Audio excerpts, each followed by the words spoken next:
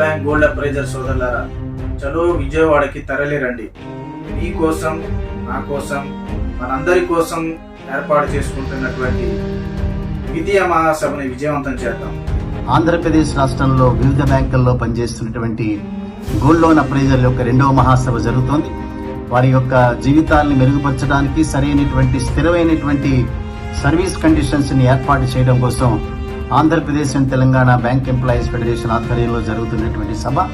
ఇప్పటికే మాకు వచ్చినటువంటి సమాచారం మేరకు దాదాపు 1500 నుంచి 2000 వరకు కూడా సభ్యులందరూ కూడా అప్రైజర్స్ అందరూ అందులో పార్టిసిపేట్ చేస్తున్నారు సమాచారం వచ్చింది.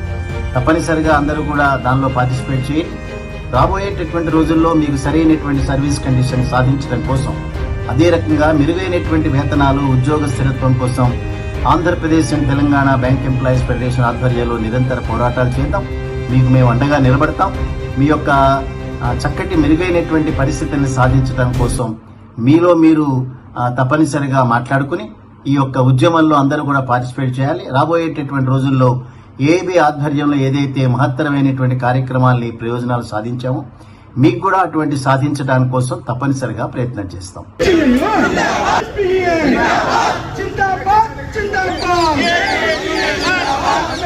రాంబాబు గారి నాయకత్వం, రాంబాబు గారి నాయకత్వం,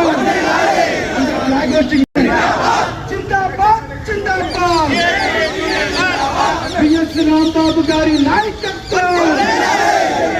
రాంబాబు గారి నాయకత్వం,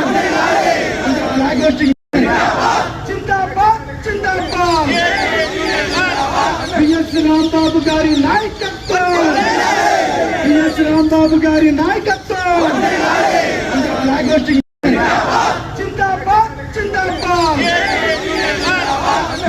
రాంబాబు గారి నాయకత్వం, రాంబాబు గారి నాయకత్వం.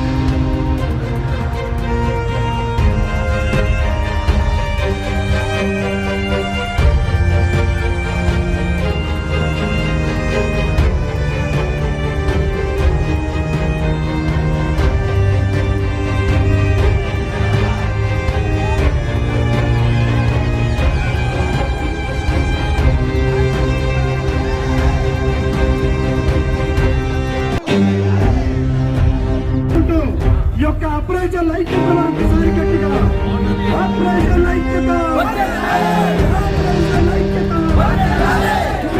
రాంబాబు గారి నాయకత్వం,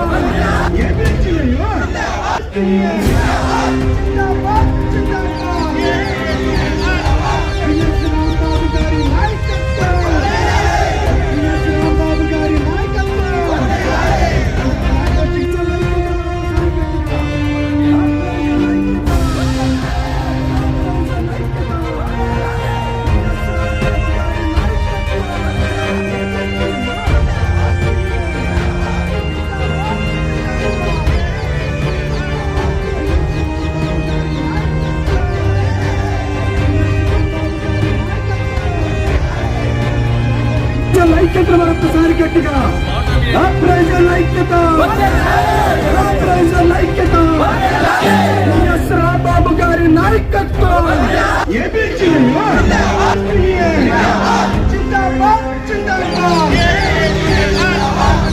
రాంబాబు గారి నాయకత్వం, రాంబాబు గారి నాయకత్వం.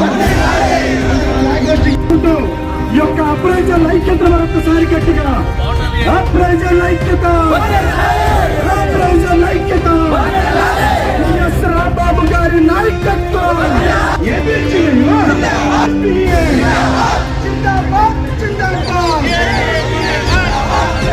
రాంబాబు గారి నాయకత్వం, రాంబాబు గారి నాయకత్వం. మరి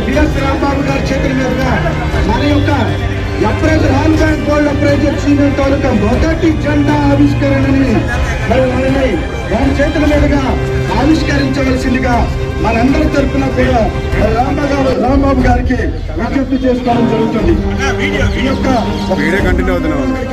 ఎందుకంటే మనం ఎంత లేట్ చేస్తే అంతా కూడా మన సభలో ఉన్నటువంటి ఈ యొక్క అప్రైజర్ ఐక్యత మరొకసారి గట్టిగా అప్రైజర్ ఐక్యత, అప్రైజర్ ఐక్యత, రాంబాబు గారి నాయకత్వం కేరళ అని చెప్పేసింది. కానీ ఈ అప్రైజర్ వృత్తిలో చాలా మంది పడుతున్న ఇబ్బందుల తాలూకా కొన్ని సమావేశాల తాలూకా వారి తాలూకా అభిప్రాయాలతో వచ్చినటువంటి మాటలు సార్ ఇవన్నీ కూడా.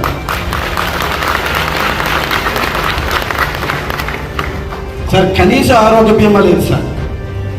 కరోనా సమయంలో అప్రైజర్లు చనిపోతే, ఆ రోజు కరోనా సమయంలో అప్రైజర్లు చనిపోతే సార్ నయా పైసా కూడా బ్యాంక్ నుండి ఒక సాయం లేదు సార్. అవునా సోదరులారా? నయా పైసా కూడా లేదు సార్. ఆ టైంలో మేము రాష్ట్రంలో ఉన్నటువంటి అప్రైజర్ల కోసం ఒక వెల్ఫేర్ సొసైటీని స్థాపించి ఒక మెసేజ్తో వాళ్ళందరి సహాయంతో, ఇక్కడ ఉన్న వాళ్ళందరి సహాయంతో 1 లక్ష, ఒక వాట్సాప్ మెసేజ్తో సార్ 1,50,000 పైచిలకు డబ్బులు ఇస్తే, ఆ కరోనా సమయంలో ఎవరైనా చనిపోతే ఆ జిల్లాలో ఉన్నటువంటి మా కన్నయ్యాచార్య గారు, లేదంటే వైఎస్ ప్రకాష్ గారు, నాగపద్మ గారు, కోటేశ్వరు ఇట్లా ఈ ప్రతి జిల్లా, సారీ పేరు చెప్పలేదంటే క్షమించండి, వైజాగ్లో ప్రభాకర్, ఇట్లాగా వారికి చెప్పి ఒక 10,000 రూపాయలు. ఎందుకంటే సార్ ఇంటెన్షన్ కూడా సార్, ఎవరైనా అప్రైజర్ చనిపోతే గ్రూప్లో వాట్సాప్ మెసేజ్ పెట్టడం, ఆ చనిపోయిన 4 రోజులకు 2 నెలలకు ఈ చందాన్ని తీసుకెళ్ళడం, వాళ్ళ బంధువులకి ఇవ్వడం. సో ఇలా కాదు, కరెక్ట్ కాదు. చనిపోయిన వెంటనే మనం సానుభూతి అనేది, మనం ధైర్యం ఇవ్వాలి ఆ కుటుంబానికి మనం ధైర్యం కల్పించాలన్న ఒక సంకల్పంతో ఒక వెల్ఫేర్ సొసైటీని రిజిస్ట్రేషన్ చేయించి, ఆ కరోనా సమయంలో కూడా నూజివీడులో అనుకుంటా ఒక ప్రెసిడెంట్ కాలు కూడా విరిగిపోతే 5,000 రూపాయలు నగదుని, 5,000 రూపాయలు నిత్యావసర సరుకుల్ని కూడా వారికి ఇచ్చి, మరి ఆ కరోనా సమయంలో కూడా వారికి మా అప్రైజర్ యూనియన్ తరఫున మేమున్నామని భరోసా ఇచ్చాను సార్. కానీ బ్యాంకులు చేయలేదనేది మాకు బాధ అయితే మాత్రం మనసులో దహించుకుపోయింది సార్. బ్యాంకులు చేయలేదని బాగా దహించుకుపోయింది సార్. దిన గండం 100 ఏళ్ల ఆయుషుల జీవితాలు ఉన్నాయి సార్. శ్రీనివాస్ చాలా సుదీర్ఘంగా మాట్లాడాడు. లోపల బాధ ఉంది కాబట్టి తప్పనిసరిగా మా గౌరవం లేదని, లేకపోతే ఇంకోటి మీ చేత కూడా అనిపించినాడు. ఆయన కూడా మాట్లాడినాడు. అన్నిటికీ ఏకీభవిస్తున్నాం. మిమ్మల్ని చాలా టూ మచ్గా ఎక్స్ప్లాయిట్ చేస్తోంది మేనేజ్మెంట్ అన్న దాంట్లో ఎక్కడా వేరే అభిప్రాయం లేదు. తప్పనిసరిగా దాన్ని సింపథైజ్ చేస్తున్నాం. ఇవన్నీ కూడా 1946-15లో బ్యాంక్ ఎంప్లాయీస్ పడ్డటువంటి బాధలే. బ్యాంక్ ఎంప్లాయీస్ బ్యాంకులకు వచ్చేటటువంటి సమయాలు నిర్దేశించబడ్డాయి, కానీ ఇళ్లకు వెళ్ళేటటువంటి సమయాలు నిర్దేశించబడలేదని మన చరిత్రలో చదువుకున్నాం. సో 60స్లో 50స్లో 70స్లో బ్యాంకింగ్ కనుక మనం చూస్తే చాలా అస్తవ్యస్తమైనటువంటి సర్వీస్ కండిషన్స్. బట్ తర్వాత ఇంప్రూవ్ చేసుకున్నాం. అంచేత మీకు కూడా ఇంప్రూవ్మెంట్ చేయడానికి శత విధాలా ప్రయత్నం చేస్తాం. తప్పనిసరిగా మా అడుగులన్నీ కూడా అదే డైరెక్షన్లో పడతాయి. వీలైనన్ని కార్యక్రమాల ద్వారా మీకు తప్పనిసరిగా న్యాయం చేస్తాం. ఇక ఇంతకుమించి మనం ముందుకు వెళ్ళాల్సినటువంటి అవసరంలో ఏం మాటలు మాట్లాడినా దాన్ని రిపీట్ అవుతాయి ఇప్పటికి. సో దీనిలో మీకు కాన్స్టిట్యూషన్ ఆల్రెడీ ఉంది. ఆ కాన్స్టిట్యూషన్లో కొన్ని ప్రొవిజన్స్ ఉన్నాయి. వాటిల్లో కొద్దిగా మనం మార్పులు చేసుకుంటూ ముందుకు వెళ్ళాలి. మార్పులు చేయడానికి ఈ జనరల్ బాడీ ఒకటే మనకి సరైనటువంటి వేదిక. సో దాని ప్రకారం మనకి యాజ్ ఆన్ టుడే ఉండేటటువంటి ఆఫీస్ బేరర్స్ సంఖ్య, ఒక ప్రెసిడెంట్ ఉన్నది, 3 వైస్ ప్రెసిడెంట్స్, ఒక జనరల్ సెక్రటరీ, అదే రకంగా 3 జాయింట్ సెక్రటరీస్, 1 ట్రెజరర్. ఇది బట్ ఇవి కొద్దిగా పెంచుకోవాలి. మనం ఈ లిమిటెడ్ వాటితో సరిపోదు. కమిటీ కూడా మనం ఫామ్ చేసుకోవాలి. అంచేత దీని మీద వచ్చేటటువంటి ఎవరైతే ఇప్పుడు మనం ప్రపోజ్ చేసుకోబోతున్నామో వాళ్ళని ఆథరైజ్ చేస్తే వాళ్ళు పెంచుకుని అన్ని బ్యాంకుల్లో ఉండేటటువంటి నాయకత్వాన్ని అకామిడేట్ చేసుకుంటూ ముందుకు వెళ్తాం. ఇక్కడ ఎక్కడ కూడా మనం ఏ రకమైనటువంటి వేరే విషయాల మీద ధ్యాస పెట్టాల్సిన అవసరం లేదు. ఎవరైతే పనిచేయదలుచుకున్నారో వారికి రకరకాల అవకాశాలు ఇస్తూ మనం ముందుకు వెళ్తాం. సో ఆ రూపంలో మనం ఇవన్నీ ముందుకు వెళ్ళాల్సి వస్తుంది. రెండోది, నెలకి 20 రూపాయల చొప్పున సబ్స్క్రిప్షన్ రాసుకున్నారు ఇక్కడ రాష్ట్ర బాడీకి. మరి సబ్స్క్రిప్షన్ మీరు పే చేసినా లేదో నాకు తెలియదు. సో 20 రూపాయలు మాత్రమే రాసుకున్నారు, నెలకి 20 రూపాయలుగా. అది పెంచాల్సినటువంటి అవసరం లేదు. బట్ ఒక 5 రూపాయలు, 20 నుంచి 25 రూపాయలు పెంచుకుందాం అది. సో దట్ సంవత్సరానికి వచ్చేటప్పటికి ఓ 250 రూపాయలు ఎంత వస్తుంది? ఎంత వస్తుంది? 300 వస్తుంది అనుకుంటా. 300. ఆ 300లో కొంత ఫెడరేషన్కి సంవత్సరానికి ఒక 50 రూపాయలు పే చేస్తారు కాబట్టి ఇది సఫిషియెంట్గా ఉంటుంది. తర్వాత సో మనం కాంట్రిబ్యూట్ చేసినటువంటి డబ్బుతో దాదాపు 1000 మంది పైచిలకు అప్రైజర్స్ అందరూ రాష్ట్ర వ్యాప్తంగా అనేక జిల్లాల్లో పనిచేస్తున్న వాళ్ళు సమావేశాల్లో అటెండ్ అవ్వటం అనేటటువంటిది రాబోయే రోజుల్లో మనం తీసుకోబోయే నిర్ణయాల అమలు ద్వారా సాధించేటటువంటి ప్రయోజనాలని పండగ చేసుకునేటటువంటి రోజు ఈరోజు. నేను ప్రతిసారి ఈ దేశంలో కాదు, ఈ ప్రపంచంలో కాదు, ఎక్కడా కూడా అయాచితంగా ప్రయోజనాలు వర్కర్స్కి వచ్చినటువంటి సందర్భాలు ఎక్కడా లేవు. జ్ఞాపకం పెట్టుకోండి. మీ అందాన్ని చూసో, మీ పర్సనాలిటీని చూసో, లేదా మీరు వేసుకునే బట్టలను చూసో అర్జెంటుగా నరేంద్ర మోడీ గారు అక్కడి నుంచి దిగొచ్చి ఎంత మీ ఇంక్రీజ్ చేయమంటారో మీ వేతనాలు ఎవరు అడగరు.